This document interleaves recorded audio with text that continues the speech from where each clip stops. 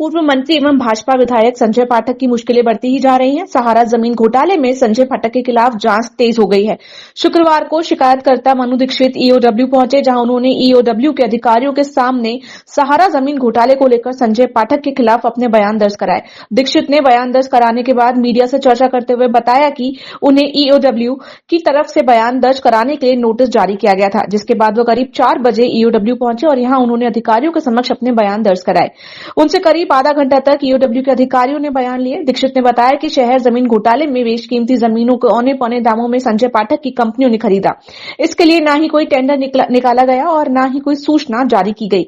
जिन जमीनों को खरीदा गया उनका बाजार मूल्य करोड़ों में है, लेकिन संजय पाठक ने अपने राजनीतिक रसूख का प्रयोग कर इन जमीनों को कम कीमतों में खरीदा।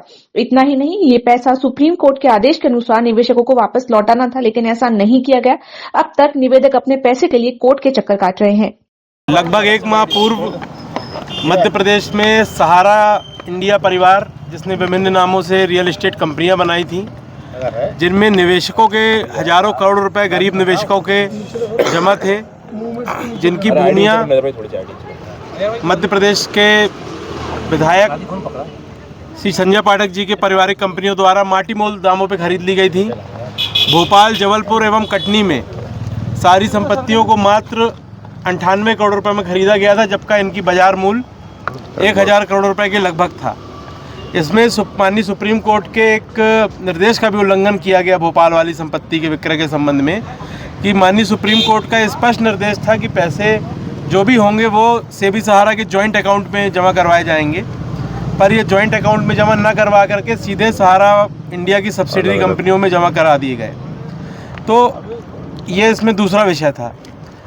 पूरा मामला ये है कि सहारा के बहुत ही गरीब निवेशक और मध्यम वर्गीय निवेशक, जिनने अपने जीवन की पाई जोड़ करके सहारा में जमा किए, उन निवेशकों के पैसों से जो ज़मीन खरीदी गई, जिसका बाजार मूल्य लगभग 1000 करोड़ था, उसे मात्र 98 करोड़ रुपए में संजय पाठक जी की परिवार की कंपनियों के द्वारा खरीद लिया गया। हमने इसके विरुद्ध माननीय ईओडब्ल्यू में आर्थिक अपराध शाखा में शिकायत की थी लगभग 1 महीने पहले, जिसका कि बाद में इनने पी रजिस्टर किया और आज मुझे कथन के लिए बुलाया था। मुझसे पूर्व जो संजय पाठक जी के परिवार की कंपनियां हैं, उनके डायरेक्टर्स को और सहारा ग्रुप के डायरेक्टर्स को और उनके जो अधिकृत प्रतिनिधि थे उनको भी बुलाया गया था, पर उन्होंने समय लिया है और अभी आकर के बयान दर्ज नहीं कराए।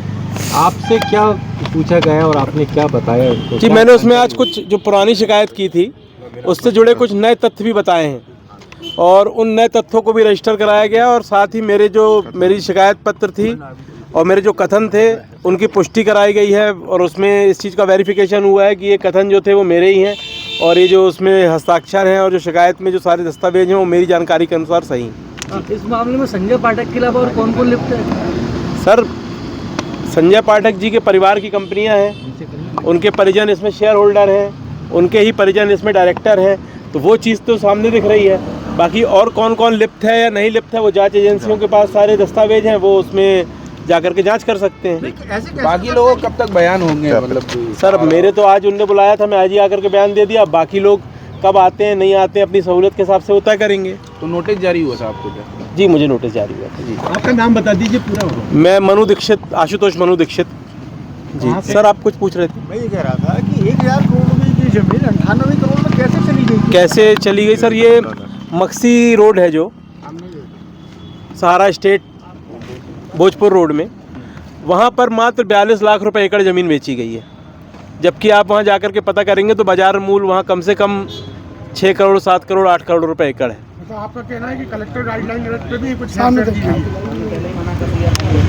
जी, कलेक्टर गाइडलाइन कलेक्टर गाइडलाइन में में परिवर्तन किया गया क्या? परिवर्तन नहीं किया है, कलेक्टर गाइडलाइन में ली गई है, पर उसमें बाजार मूल्य में और विक्रय मूल्य में बहुत बड़ा अंतर है। ठीक सर, उसकी कोई निविदा नहीं जारी हुई? नहीं, कोई निविदा जारी नहीं हुई, कोई ऑक्शन नहीं हुआ और पेपर में पब्लिकेशन तक नहीं किया गया। बहुत चोरी छुपे तरीके से जमीन बेची गई। नियम क्या है जमीन बेचने का सहारा वाली? सुप्रीम कोर्ट का कहना था कि आपको पूरे पैसे सेबी सहारा के जॉइंट अकाउंट में जमा कराने हैं और साथ में इनको मिनिमम 90% मिनिमम रेट था, सर्किल रेट से मिनिमम 90% से कम में नहीं बेचेंगे। लेकिन सुप्रीम कोर्ट ने ये भी माननीय सुप्रीम कोर्ट ने नहीं कहा था कि इससे आप ज़्यादा में नहीं बेच सकते। तो इसमें प्रॉपर एक निविदा पब्लिकेशन निकाल करके 5, 7, 10 लोगों को बुला करके उसमें कॉम्पिटिटिव प्राइस में इनको सेल करना था। ताकि निवेशकों को पैसा लौट सके। निवेशक और सर आपको बताऊं